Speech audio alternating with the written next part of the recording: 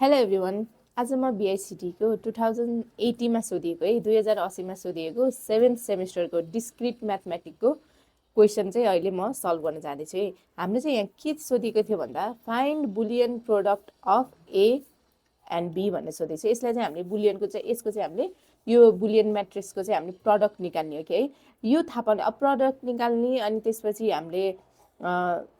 Product निकाल्ने some निकाल्नुभन्दा पहिला हामीले चाहिँ एउटा कुरा चाहिँ के बुझ्नुपर्छ त भन्दाखेरि म हजुरहरूलाई भन्छु है। जहिले पनि प्रडक्ट भनेको हाम्रो के हो, यस्तो सिम्बल हुन्छ होइन, अनि 1 1 यो भनेको प्रडक्ट होइन, एन्ड होइन, प्रडक्ट भनेको 1 र 1 भयो भने बल्ल 1 हुन्छ है। अब 0 एन्ड 1 भयो भने पनि के हुन्छ, त्यो 0 हुन्छ हो। तर हाम्रो अब सम सोधेको भने चाहिँ के हुन्छ त, त्यो चाहिँ प्रडक्ट भयो होइन, यो चाहिँ प्रडक्ट भयो। सम सोधेको भने चाहिँ के हुन्छ भन्दा 1 1 पनि 1 हुन्छ अनि 1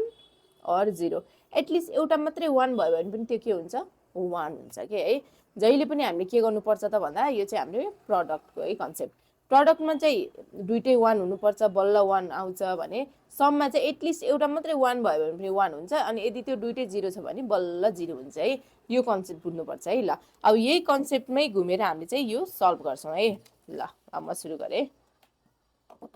ल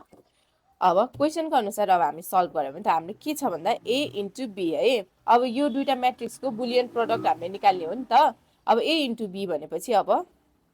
हाम्रो यहाँ माथि के छ त हो, त्यो यहाँ हेर्दै यहाँ सल्भ गरौँ है। यो सल्भ गर्दा चाहिँ हामीले के गर्छ भन्दा यो रो छ नि, यो हरेक रोले यो कलमलाई भ्याउने के, अनि फेरि यो रोले यो कोलमलाई भ्याउने, फेरि यो रोले यो कोलमलाई भ्याउने है। अनि यो कोलम हामीले सकेपछि फेरि यो रोले यो कोलमलाई सक्ने, फेरि यो रोले यो कोलमलाई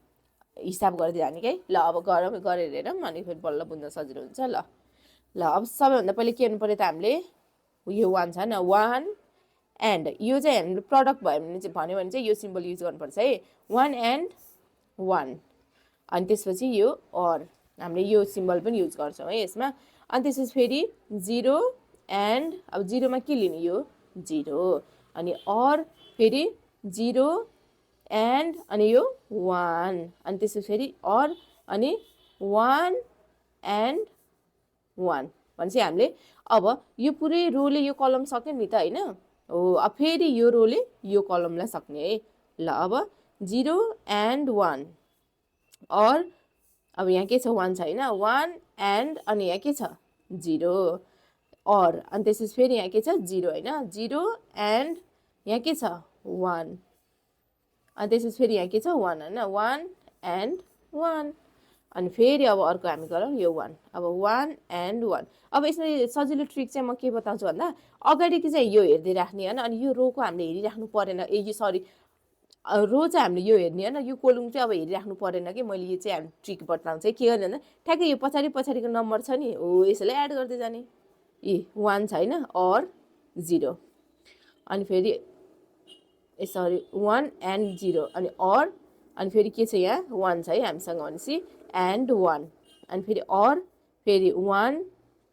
एन्ड 1 हो। यसरी हाम्रो यो एउटा सक्यो है। ल अब चाहिँ हामीले फेरि अब यो त सक्यो भने अब यसलाई पनि सक्नु पऱ्यो नि त। अब फेरि यसलाई गर्नुको लागि यतापट्टि लेखे हुन्थ्यो, ठाउँ मिलेन, यतापट्टि लेख्न पर्ने भयो। यसलाई म एक किसिम यसलाई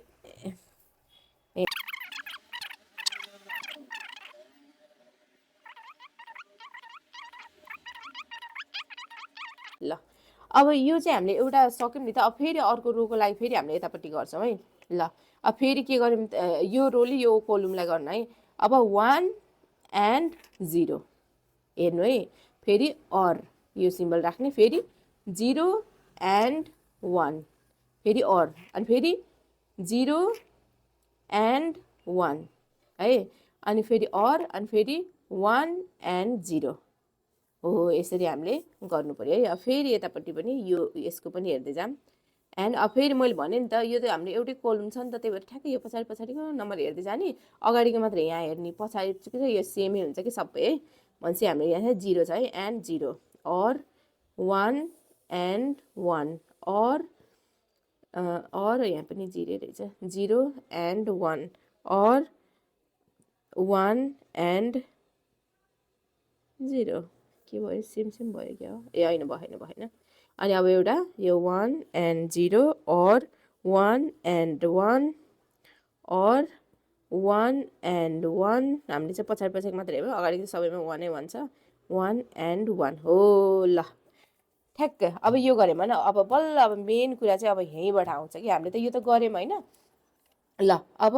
मैले अघि नै कन्सेप्ट भनेको थिएँ नि मैले अघि के भनेको थिएँ भन्दा प्रडक्टमा चाहिँ जहिले पनि 1 र 1 भयो भने 1 हुन्छ अनि 0 र 1 छ भने चाहिँ 0 हुन्छ भन्थे नि हो अब चाहिँ हामीले सिमिलर नम्बर हेर्दै जानु पर्यो कि अब 1 र 1 कहाँ छ यहाँ छ न भनेपछि यो एउटा 1 आयो अनि अर यो अरको सिम्बल चाहिँ राख्नुपर्छ है अनि 0 र 0 कति हुन्छ 0 हुन्छ अर अब 0 र 1 0 हुन्छ अर 1 र 1 1 हुन्छ है अब फेरि यहाँ तल जाम हामी 0 र 1 कति हुन्छ 0 हुन्छ अर 1 र 0 0 हुन्छ अर 0 र 1 यो पनि 0 हुन्छ अर 1 र 1 कति भयो 1 भयो त्यसपछि 1 र 1 1 भयो अर 1 र 0 0 भयो अर 1 र 1 1 नै भयो अर 1 र 1 1 भयो अब यसको त सक्यौँ अब यतापट्टिको पनि हेरौँ है र 1 र 0 कति भयो हाम्रो 0 भयो है अर 1 र 0 यो पनि 0 भयो अर 1 र 0 यो पनि 0 भयो अर 1 र 0 यो पनि 0 भयो नि त सबैमा 0 आयो है ल अब यहाँ जाम 0 र 0 0 हुने भयो अर 1 र 1 1 हुने भयो अर के अरे 0 र 1 0 भयो अर 1 र 0 0 भयो ल अब फेरि यहाँ जाम हामी 1 र 0 0 अर 1 र 1 1 भयो है अर 1 र 1 1 भयो अर 1 भयो है ल ल अब हाम्रो प्रोडक्टको रुल सक्यो के प्रोडक्ट होइन अब हामीले के गर्नु पर्यो त भन्दा यो सिम्बल भनेको त सम हो नि त अर हो नि त हो अब सम भनेको के हो एटलिस्ट एउटा मात्रै 1 भयो भने पनि हामीले 1 लेख्न सकिन्छ नि त अब 0 हुनलाई चाहिँ सबै 0 हुनु पर्यो रे के हो अब हामीले यहाँ रोहरू हेर्ने है ल अब यो सबै रोमा हाम्रो 1 छ कि नै छ नि त यहाँ एउटा 1 छ यहाँ अर्को 1 छ भनेपछि यसलाई चाहिँ हामीले 1 लेख्न पाइ कि नपाइ पाइ ल अब यो रोमा हेरौँ है यहाँ एउटा पनि 1 छैन नि त त्यही भएर हामीले चाहिँ डाइरेक्ट 0 लेखिदिँदा हुन्छ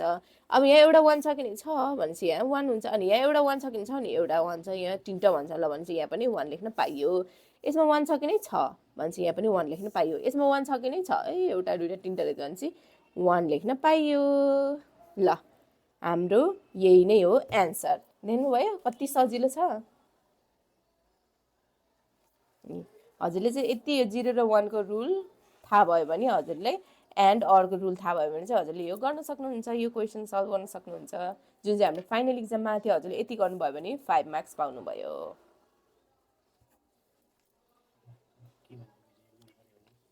यदि हजुरलाई मेरो भिडियो हेल्पफुल लागेको छ भने प्लिज यदि हजुरलाई मेरो भिडियो मन परेको छ भने please like share and subscribe गर्नुहोला हजुरको बिआइसिटीको यो कोर्स चाहिँ पहिला 7th सेमिस्टरमा थियो तर हाम्रो चाहिँ अहिले चाहिँ कोर्स रिभाइज गरेर आएर चाहिँ हामीले 5th सेमिस्टरमा पनि पढ्नुपर्छ जुन हाम्रो फर्म खुलिसकेको छ त्यही भएर हजुरको 5th सेमिस्टरको सबै साथीहरूलाई सेयर गरिदिनु होला बाई बाई किप वाचिङ